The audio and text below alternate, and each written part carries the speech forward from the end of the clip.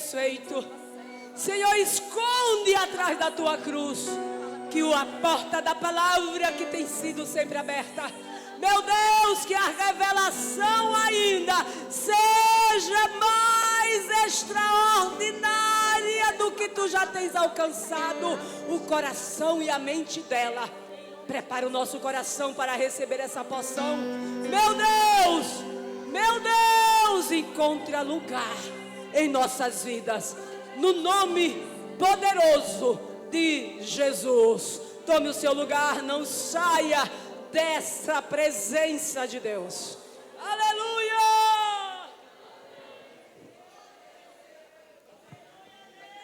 Glória a Deus, glória a Jesus.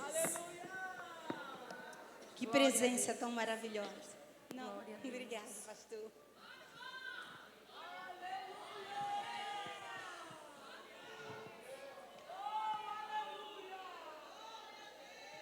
Glória a Jesus. Nós sabemos que o resultado, ou na verdade, o que acontece em nossas reuniões, quando estamos fundamentados nas Escrituras Sagradas, e que a nossa sensibilidade, ela aumenta, não por causa das nossas emoções ou sentimentos, mas isso é gerado por uma convicção de que fomos alcançados pela graça de Jesus.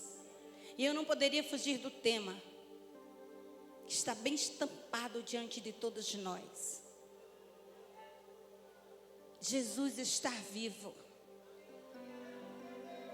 Contra toda tentativa de silenciar o impacto dessa verdade. Sempre, desde sempre, essa mensagem tem incomodado muitas pessoas. Mas tem sido uma mensagem que tem fundamentado a fé do cristianismo. Nós não somos uma religião. Nós não estamos fundamentados em dogmas. Nós caminhamos e nos movemos nele, porque ele está vivo. E eu quero voltar com você às Escrituras Sagradas, no relato de Mateus, capítulo 28. Imagine se no Evangelho, nos Evangelhos de Jesus, a ressurreição não estivesse documentada, mesmo com todos os anúncios que antecederam a ressurreição, como poderíamos nos mover? Que garantia nós teríamos?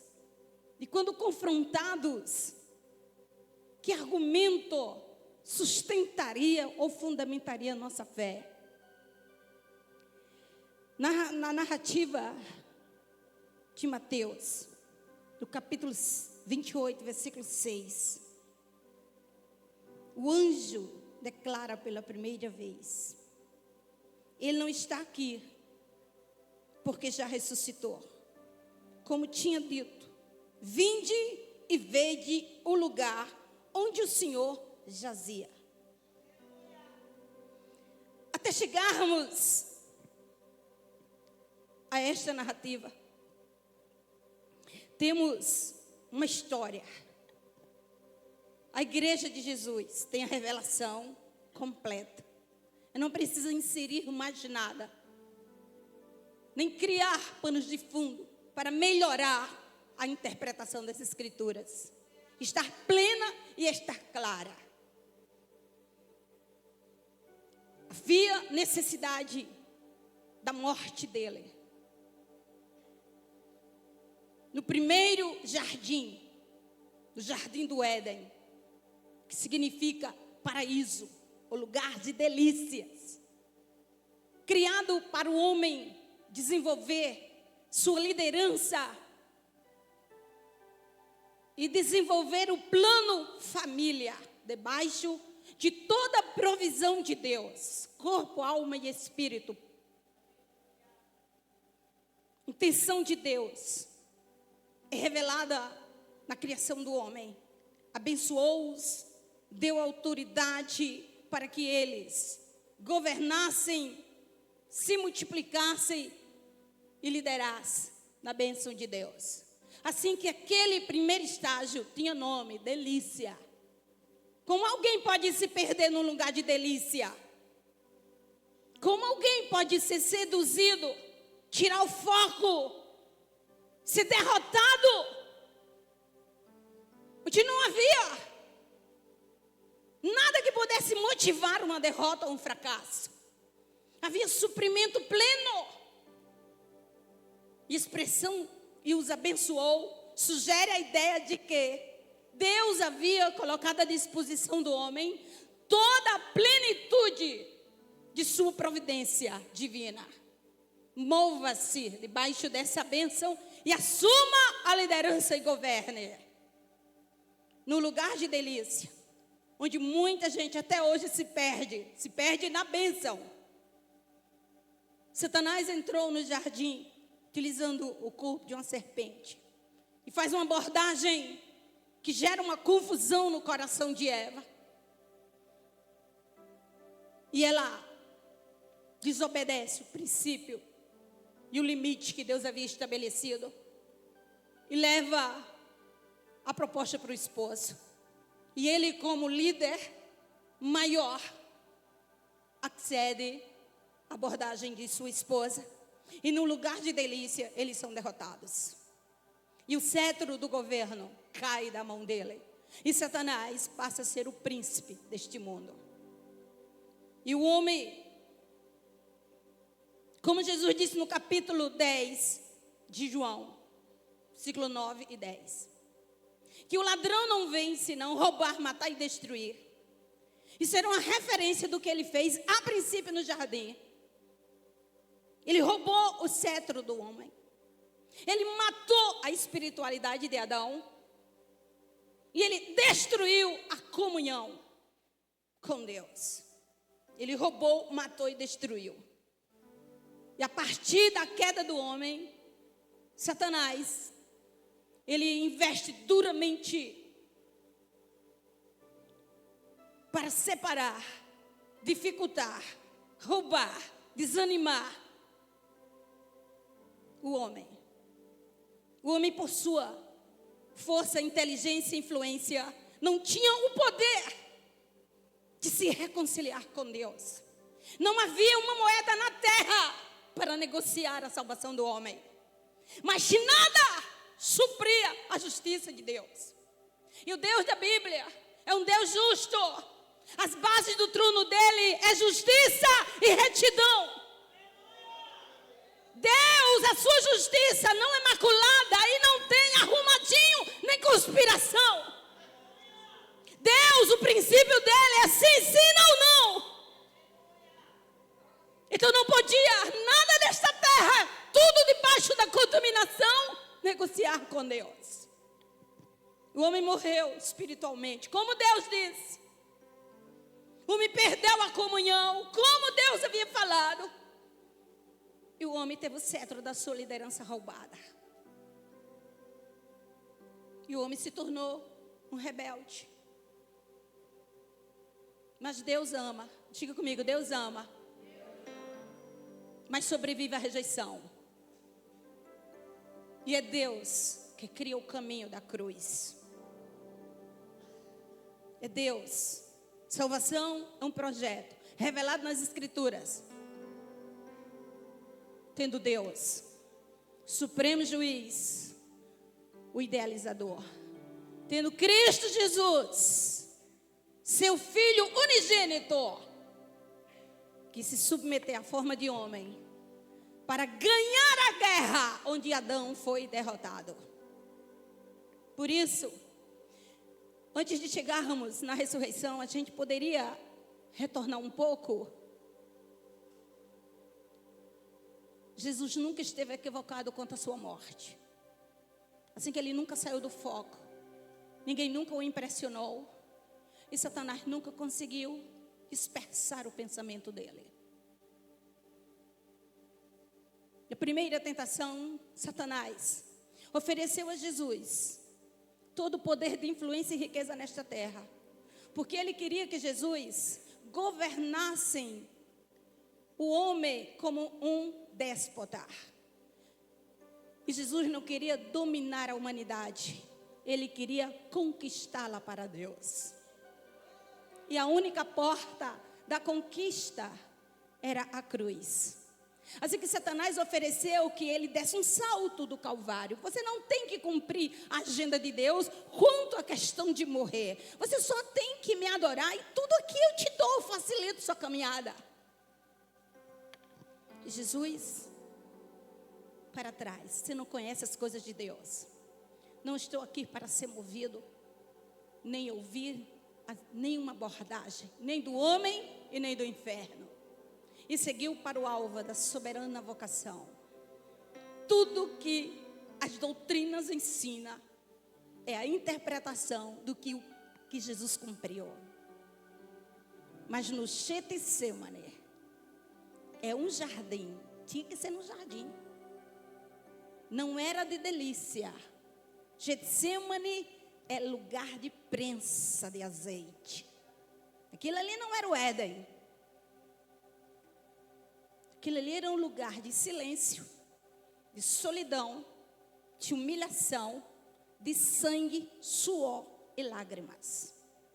Aquilo ali era lugar de rendição, de plena aceitação da vontade de Deus. Ali foi onde Jesus definitivamente conquistou. Quando ele disse ao Senhor: faça-se a tua vontade. Rumo ao Calvário. Até ali ele poderia ter voltado.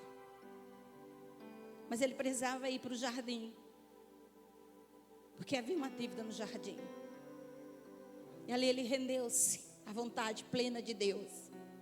E ele já saiu daquele jardim como vitorioso. Assim que da quinta-feira para sexta-feira, exaurido de uma semana de agenda, Jesus enfrenta 3 julgamentos. Não sei qual foi o pior. Mas se você for falar sobre afetividade, eu creio que o peso do Sinédrio foi muito pior. Porque eram irmãos. Um tribunal que lhes julga de forma injusta. Que espera que testemunhas falsas validem uma culpa que não existe. E Jesus vai a Pilatos, que era o governador, representante de Roma. E Pilatos descobre que Jesus era galileu e o envia para Herodes, que estava em Jerusalém. E Herodes olha para Jesus, faz pergunta: quer milagre? E Jesus não diz uma palavra, já havia aceito. O Calvário fazia parte da vida de Jesus, porque ele não estava focando nele, mas estava focando em mim e em você.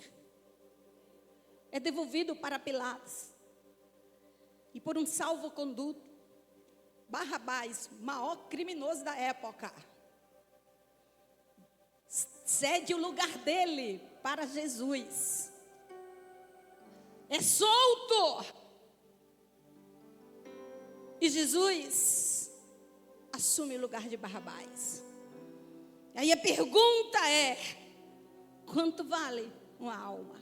Já ouviu aquela canção que diz: irmão, você sabe o valor que tem uma alma?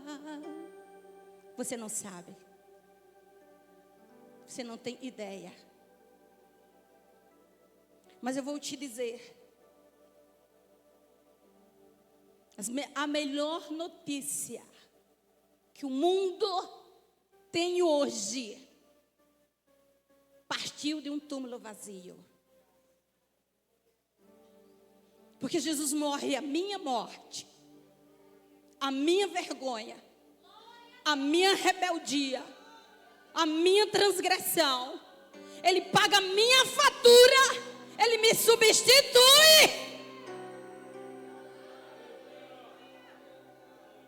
Para abrir uma porta para que eu tenha acesso ao trono chamado graça. Eu sei que vocês estão aqui desde tarde. Eu também não pretendo me alongar. Mas a mensagem da cruz, a ressurreição de Jesus, é o âmago, é o centro. E acho que todo cristão, no mínimo, deveria manejar bem esse tema. De verdade. São muitas as realidades benditas da ressurreição de Jesus.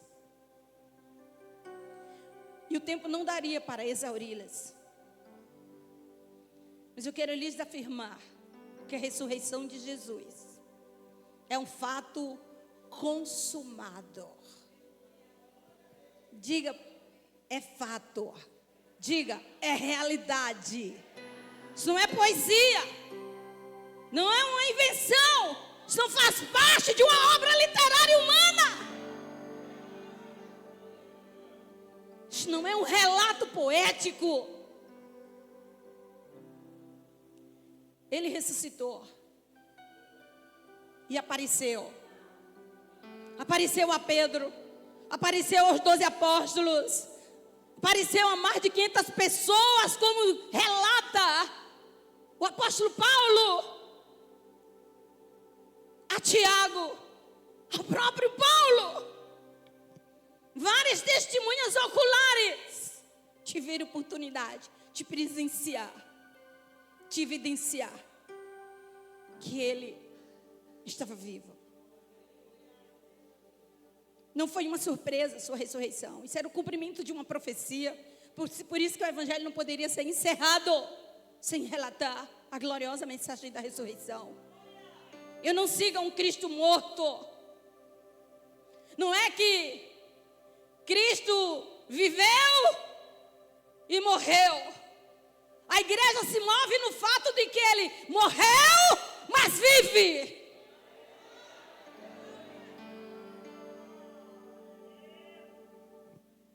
Tanto o Antigo quanto o Novo Testamento estão em comum acordo na revelação para anunciar a realidade da ressurreição de Jesus. O impacto que essa ressurreição gera, pois bem, abala o inferno.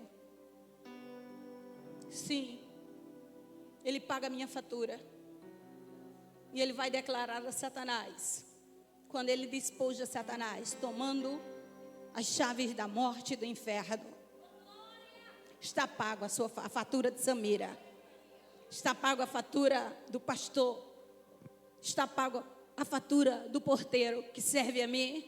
Está pago. Assim que somos propriedades de Deus. Levanta a mão. Acha que o Deus que guardou seu plano ao longo dos anos vai descuidar-se de você como propriedade dele? Não pense. E o que eu vou fazer? Porque o mundo não aceita. Pois é, mas eu não sou do mundo. E eu sei que o mundo não aceita e não vai aceitar, porque o mundo jaz no maligno e todo o sistema conspira contra a verdade divina. Mas a Bíblia Sagrada, no capítulo 17 e 18 de Apocalipse, ele vai dizer que o Senhor vai derrubar o sistema político e o sistema religioso que não profere e não aceita que ele ressuscitou. E por fim ele triunfará. E a sua igreja eleita com ele. As teorias para negar a morte de Jesus, a evidência da sua ressurreição, são muitas. E vão desde o fato de que Jesus só desmaiou, não morreu de verdade, por isso acordou no túmulo. Outros dizem que os discípulos roubaram o corpo, outros afirmam que as mulheres foram ao túmulo equivocado. Mas a gente sabe que a ressurreição não é uma farsa. Por quê? Porque ele está aqui. Sim ou não? Ele está ou não está aqui?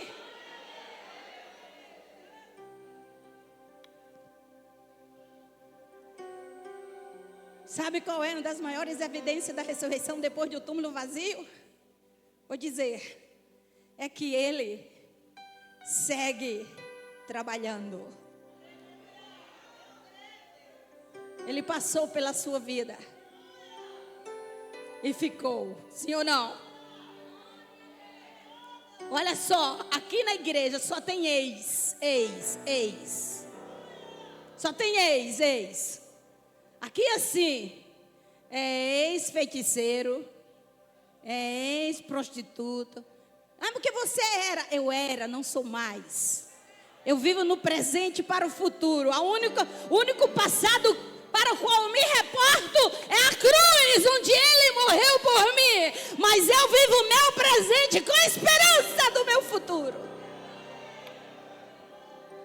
Eu sei qual é a minha identidade nele. Eu nasci de novo e me movo na verdade de que ele está vivo. E não aceito que nem o mundo nem o inferno venha colocar adesivos estigmatizando a minha vida. Você não sabe quem você é, eu sei quem eu sou. Você não sabe sua identidade, você não sabe seu gênero. Mentira, Satanás, eu sei quem eu sou. Engano e confusão é para quem não conhece Jesus. Mas para quem o conhece, que nasceu de novo, a vida dele está transformando continuamente. E o Espírito do Senhor que está em nós está dando testemunho da nossa filiação e da paternidade de Deus. Nós somos filhos de Deus. Agora veja bem. Olha só. A ressurreição de Cristo produziu um impacto tão profundo naqueles discípulos. Eram homens aguerridos, homens treinados. Estiveram com Cristo num seminário intensivo de mais de 3 anos. Poucos meses, mais do que 3 anos. E olha, eu vou te contar uma coisa. Se você vem de um seminário com Jesus, pressupõe-se que você está preparado para as demandas. Mas eles se sentiram tão desencorajados com a prisão e a morte de Jesus, que não dá para falar, porque se o tema fosse Calvário, aí a gente iria ser uma daquelas pessoas que estiveram ali diante do pior martírio que o mundo pôde contemplar. Pois é. Para Pedro e para João e para os demais discípulos, foi mais do que o que eles podiam suportar. Havia uma pressão muito grande, porque a Páscoa acontecia na sexta-feira. Houve silêncio no sábado. E até as boas novas da ressurreição, havia um luto envolvido com medo. Os destacamentos romanos estavam em todos os lugares centrais de Jerusalém, para que não houvesse nenhuma tentativa, nem dos zelotes ou de nenhum grupo conspirar contra a Pax Romana. O Sinédrio tinha conspirado, basicamente. O tribunal no sábado estava fechado, mas eles estavam comemorando a morte de Jesus. Assim que eles não podiam ir para o templo, porque eles haviam estado com Jesus. Eles não podiam andar livremente em Roma, que havia destacamento em todo lugar. E só se ouvia falar sobre a morte do Galileu. Então quem se identificava com ele teve medo. Por isso João relata, porque eles estavam trancados, com medo. Medo de verdade. Jesus não os censurou por esse medo. Sabia que estava tratando com a humanidade deles até o final. Mas uma coisa era certa. Deus não trabalha privilegiando o grupo. Deus está inserindo toda a sua criação no processo. E se você for estudar realmente o Calvário, toda a criação esteve envolvida. Desde o sol, a tempestade, a chuva, a escuridão, a participação do homem. E agora, que um segmento que podia tramitar livre ali, e passar pela censura romana e pela censura do clero sacerdotal, eram as mulheres. Porque onde que mulher era ameaça para Roma? Quando foi que que a voz da mulher foi temida por Roma. Roma silenciava os seus piores algozes. Aí entra a mulher na cultura judaica. Ela nem podia ser testemunha, porque o testemunho da mulher era invalidado. Assim que a mulher tramitava sem preocupação. E Deus deixou esse segmento para fazer um grande trabalho no final. Abrir as portas, a censura avança. E as mulheres ficam ao pé da cruz até que tiram o corpo dele, porque logo em seguida escurecia e dia de sábado o judeu não podia tocar em morte, tinha todo o protocolo da cerimônia. Então o corpo dele foi removido, foi levado para o túmulo e elas estavam ali, Maria Madalena e outras mulheres olhando. Elas queriam saber onde iam sepultar Jesus. Assim que quando elas voltaram para a sua residência, elas sabiam onde estava o corpo de Jesus. E elas de verdade se preocuparam com prepará-lo, porque a coisa foi tão rápida, que mesmo Arimateia e Nicodemos fazendo a limpeza e colocando unguento, não havia cumprido todo o protocolo para sepultá-lo. E elas disseram, não é justo. Vamos no primeiro dia da semana ao túmulo e nós vamos levar especiaria para ele. E sai com essa, olha, Deus é tão trabalhador e sutil, que se elas fossem abordadas, para onde vocês vão? Não, a gente, o que é que vocês levam aí? Arma que não era, né? Mas era arma de adoração. Única preocupação, quem removerá a pedra? A pedra sempre foi um problema. Essa nunca foi a parte difícil. Essa é a parte do homem. A parte mais difícil é a de Deus. Havia um selo, tornando o túmulo inviolável. Havia um destacamento romano ali, para que ninguém violasse aquele túmulo. Está tudo bem, aparentemente. Pilatos se submeteu ao pedido do Sinédrio, porque, olha, se você não guardar o túmulo, amanhã os discípulos vão tirar e vão dizer que ele não está morto, e hoje o tumulto dessa mensagem vai ser maior do que a primeira. Então, tudo bem, manda os soldados para guardar o túmulo. Mas quem é o sistema para colidir com a agenda de Deus, hein? Me diga. Diga, quando Deus trabalha, Deus trabalha. Está na agenda de Deus? Vai dar certo. Vai dar certo. Imagine aí que era Roma para impedir. Quem era o inferno? Quem era a morte? Para impedir a vida de Cristo. Ele cumpriu todas as exigências de Deus. E como um cordeiro mudo, ele não questionou, ele se submeteu. Mas ele ressuscita. E ele vai visitar. Quando as mulheres chegam lá, o anjo diz, olha, vocês estão procurando Jesus que morreu, crucificado? Não está mais aqui. Venham ver. E elas veem o lugar vazio.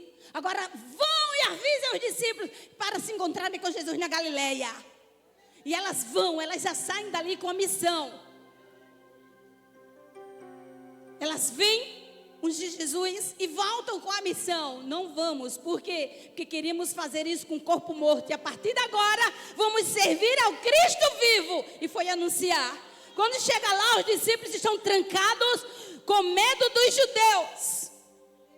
Mas quando a porta do túmulo foi aberta, quando eles evidenciaram que Jesus havia ressuscitado, quando o Espírito do Senhor desceu sobre eles, então todo medo foi escoado. Não tiveram medo de ser presos, não tiveram medo de ser açoitados, não tiveram medo de ser mortos, porque eles tinham uma convicção maior do que o medo. E esse poder e essa ousadia virou o primeiro século de cabeça para baixo, porque eles não estavam seguindo a um Cristo morto, mas um Cristo vivo. Olha o impacto da ressurreição de Jesus. É que ele, quando entra na nossa vida, ele rompe com toda a atadura do medo. E começa um princípio de vida. Ele vai gerar vida, fé, ousadia, força para a gente avançar. E essa mensagem, ela se espalha no mundo. E não houve perseguição. Não houve edito, decreto, sentença que pudesse impedir do evangelho correr. Ele chegou até nós. A igreja tem mais de 2000 anos de existência. E ela não existe porque eu faço parte dela. Eu faço parte dela porque ela existe. Isso é o poder da ressurreição de Jesus. Assim que boicotar, intimidar, isso não é fundamento para nós. Porque a igreja tem esperança gloriosa. A ressurreição de Cristo, ela é a garantia da nossa ressurreição. Ele se tornou a primícia dos que dormem. E eu sei que o meu corpo vai morrer se Jesus não vier antes da minha partida. Mas eu vou ressuscitar com Ele. Me diga você qual é a religião que te dá essa esperança. A maioria das religiões que creem na eternidade, elas trabalham da parte do homem um peso de negociação, que seja por obras, que seja por um critério que a própria religião, pelo seu dogma, estabelece. Mas o cristianismo não. O cristianismo diz que Jesus ressuscitou, o sangue dele nos purifica de todo o pecado, assim que nele, por ele e para ele são todas as coisas, e com ele nós subsistiremos. E não é por obra, é por sua graça. O que o homem faz para ser alcançado por esta graça? Crê somente. É a porta de entrada. Crê somente. E a partir daí, aí sim, sustenta e alimenta essa fé. E aí vai até o fim. Paulo diz que se Jesus não tivesse ressuscitado, nossa fé seria vã. E nosso discurso e nossa pregação vazia e inútil.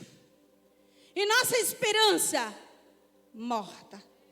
Nosso testemunho falso e sem poder de convencer. E nossos pecados não teriam sido perdoados. E seríamos os mais infelizes de todos os homens. Mas Jesus ressuscitou.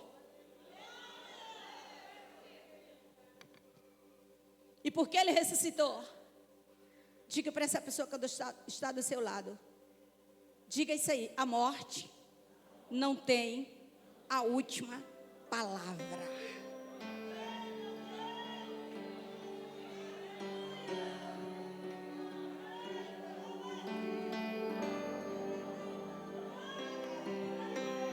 Vitória sobre a morte. E porque ele ressuscitou e eu fui alcançado e você também, temos herança com ele na glória.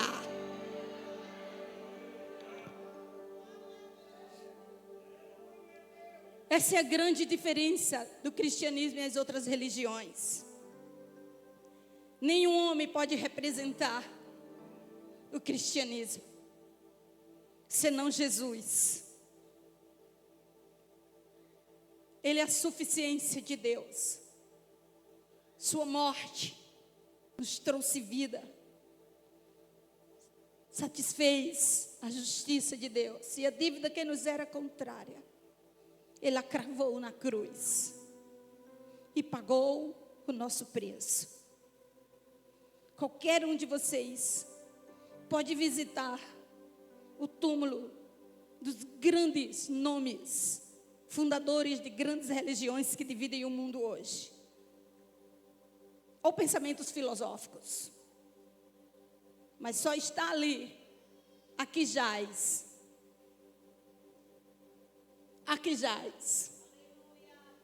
Aqui jaz Buda, Confúcio, Maomé, Allan Kardec. Aqui jaz. Mas no túmulo de Jesus não está aqui. Onde ele está? No meio da igreja. Foi lá que João viu, passeando no meio dos castiçais. Oh, Arabahai nevaciande coachenema. Quanto vale uma alma? Vou responder agora. Quanto é que você acha que você vale?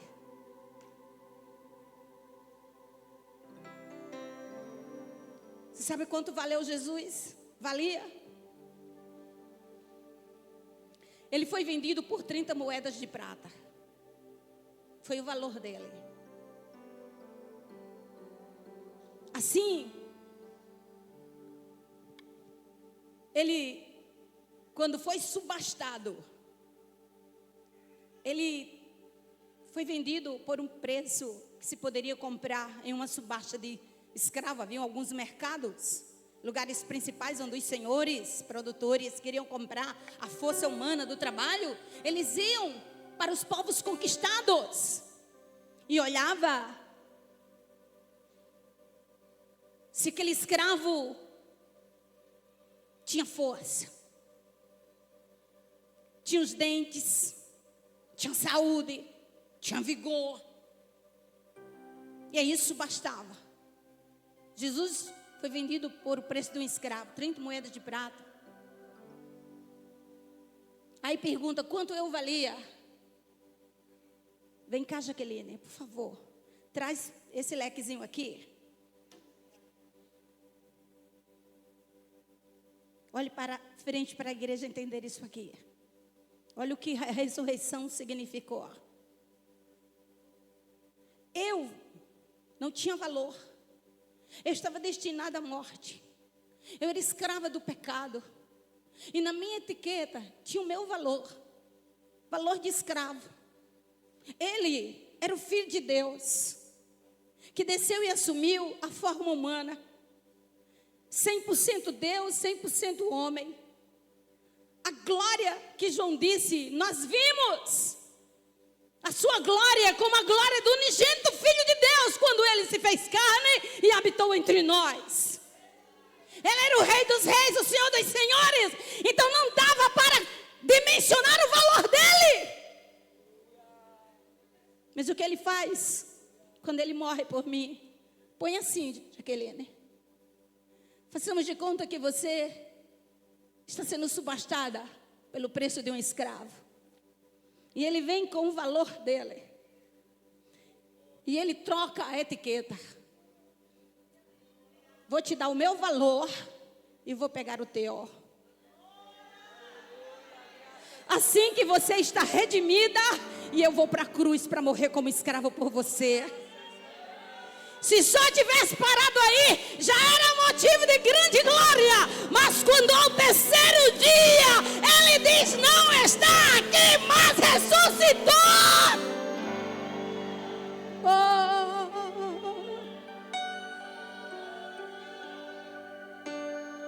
Está rasgado. Ele não ressuscita como escravo, mas como Deus. Quando ele apresenta o sacrifício ao Senhor, quando o sacrifício é aceito, quando ele assenta-se à destra de Deus, quando ele envia o seu Espírito para guiar a igreja, e quando ele prepara a igreja para se mover no poder da sua ressurreição, ele dará o valor para a igreja. Você é filha de um rei que trocou a etiqueta sua por a dele na cruz, e você está apta para viver com ele, porque ele ressuscitou. Ele ressuscitou. Agora me diga uma coisa: por que é que eu vou ser desencorajada na minha caminhada, conhecendo que toda argumentação que se levanta contra Deus pode ser frustrada, porque a igreja, ela foi dotada das armas espirituais, que não são carnais, mas são poderosas em Deus para frustrar, para proibir, declarar falência a tudo e todo argumento e falácia, e pensamento e filosofia que se levanta contra Deus e contra a minha fé. Por que eu vou aceitar situações? Eu vou viver e vou chorar, que a vida cristã não é uma utopia, é uma realidade. Mas o fato de Jesus estar vivo, estar comigo, isso me encoraja. Há um homem que passou 13 anos torturado por amor a Cristo. Richard Humber. Quem leu Torturado por Amor a Cristo sabe. Depois que ele saiu da prisão, ele esteve em algumas igrejas, pregando e mostrando por que ele teve condições de sobreviver àquela opressão tirana do comunismo. E a igreja ouvia atentamente o seu discurso.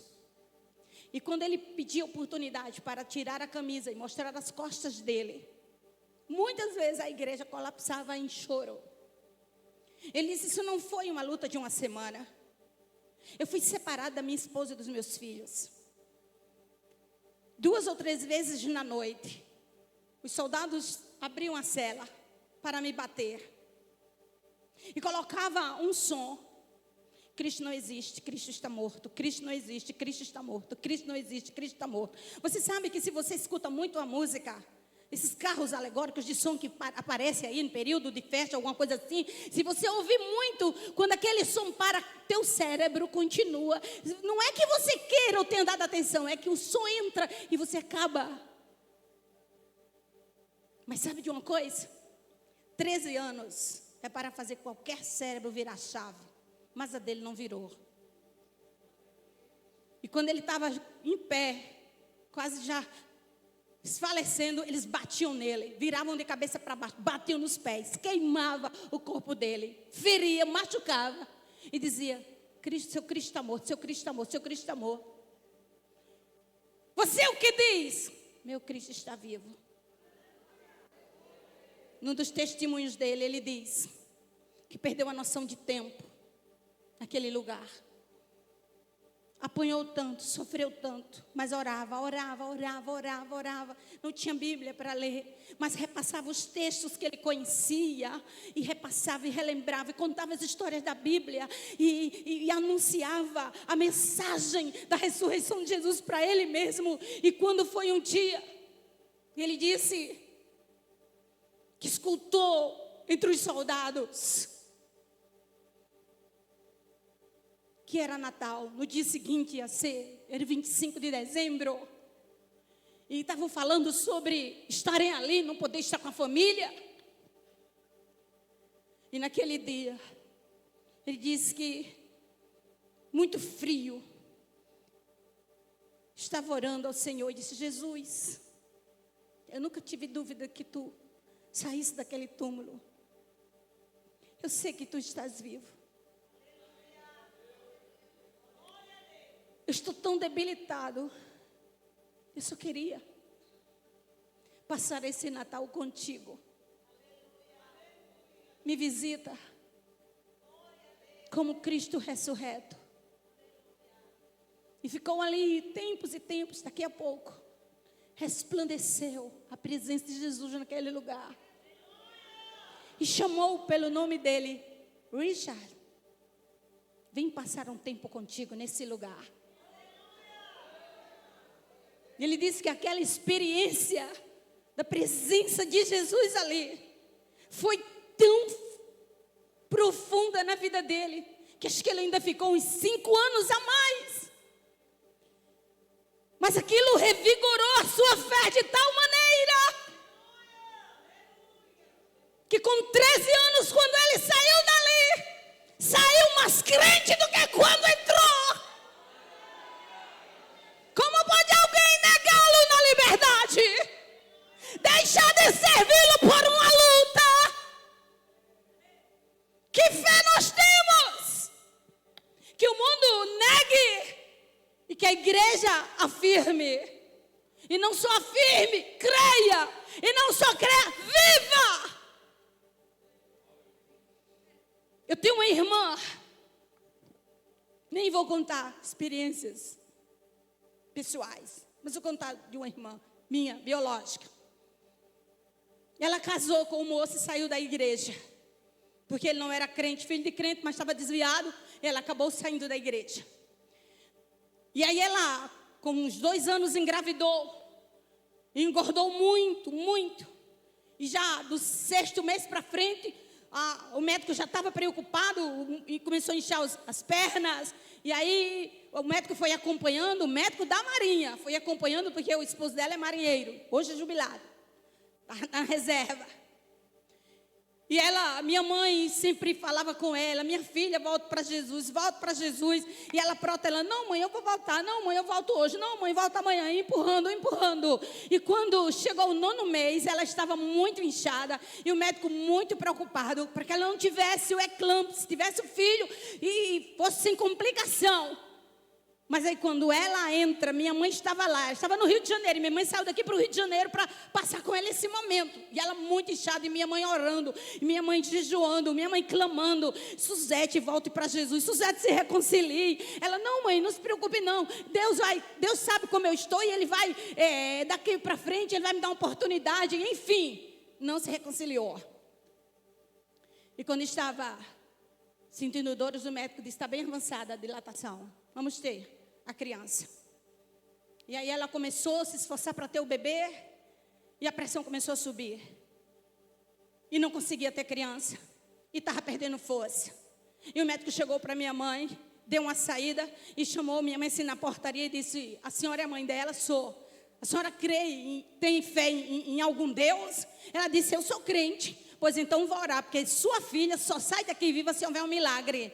Até para entrar num quadro cirúrgico está complicado, porque a pressão dela está alta demais, ela está inchada, não tem mais força. E ele: vamos, dona Suzete, se esforce, dona Suzete, se esforce, dona Suzete. E quando ela já estava apagando, sem vida, ela disse que só disse assim: Jesus, que estás vivo, se tu me der vitória neste parto, eu volto a te servir. Quando disse isso, a porta do quadro cirúrgico se abriu, e ela disse que viu um moço loiro entrar com a malinha e com todos os instrumentos, e chegou perto dela e disse: dona Suzete, a senhora vai ter seu filho agora. E quando ela abriu os olhos, já tinha nascido o bebê.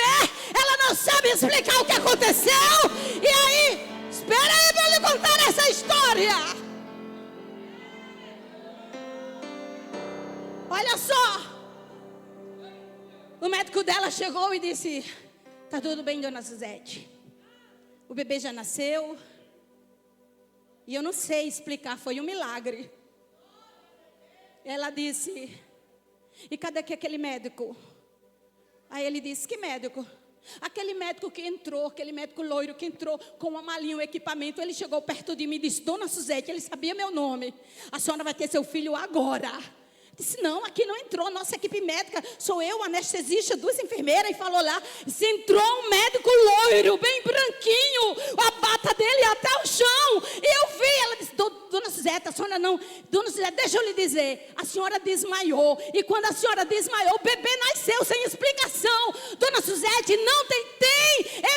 Aí quando ela saiu de lá, ela começou a chorar. Mãe, quando minha mãe tomou conhecimento de que ela ia morrer, foi pro banheiro, se ajoelhou, botou a face no chão e disse: Jesus, tu estás vivo, entra ali naquele hospital e dá um quadro cirúrgico em paz. Ela orou, Suzete orou, e Jesus, que está vivo, entrou. Não estou querendo dizer com isso que Jesus se parece com um homem loiro. Estou dizendo que foi assim que ele se revelou a ela. Sabe por quê? Porque histórias como essa, você conta, eu conto, os cristãos da prisão contam. Sabe por quê? Fique de pé em nome de Jesus. Porque é o Cristo que a gente adora. Levanta a mão.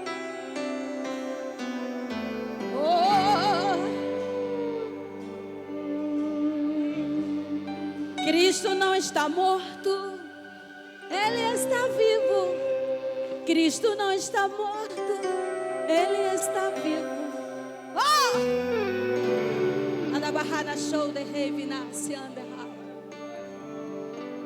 Ele está aqui. E Ele é o meu Senhor. Por que não pode haver uma confusão?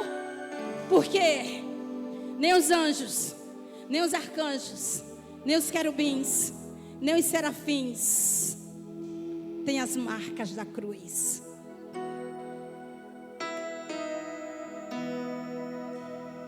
No caminho de Emaús, quando ele entra na estalagem, nenhum dos discípulos havia reconhecido que ele havia ressuscitado.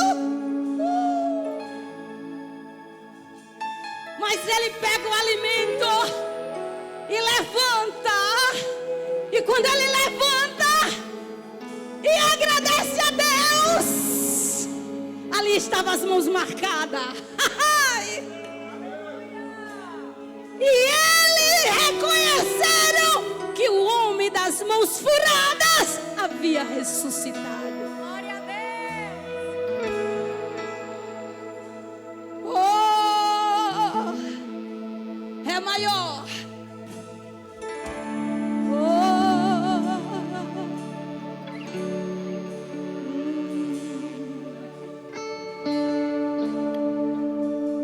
Olha para essa mulher que está do seu lado. Viva, diga para ela, viva. Viva a vida que te foi otorgada. Diga, cresça. Cresça na fé que vence o mundo. Conquiste. Porque nele podemos todas as coisas. Porque ele vive.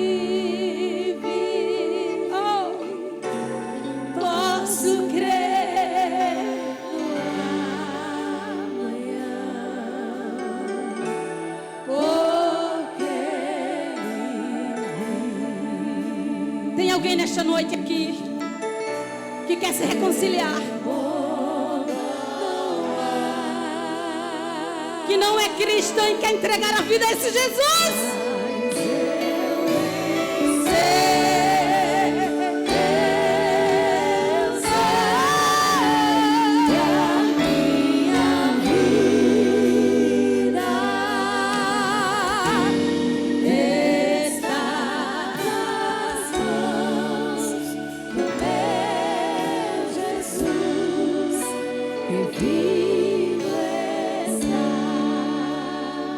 Nós vamos orar agora ao Cristo que ouve, ao Cristo que está aqui, ao Cristo que já nos deu salvação, nos enviou o seu Espírito, nos deu a palavra, aumenta a nossa fé, promove a nossa comunhão, quebra e rompe as nossas ataduras, cura as nossas enfermidades, perdoa os nossos pecados. É a Ele que nós vamos orar, e a sua história deve continuar. E não poder o que adianta ter ouvidos e não escutar? O que adianta ter um corpo e não se movimentar? Que Deus é. E quando cantamos, oramos, pode continuar, Senhor. O que adianta Tu és todo poderoso. A Ti seja a glória, a honra e o louvor, o poder, a riqueza e a sabedoria. Diante de Ti se prostre todo o joelho, toda língua confesse que Tu és Senhor, para a glória do Deus Pai. Que a Tua mão continue sobre a Tua igreja.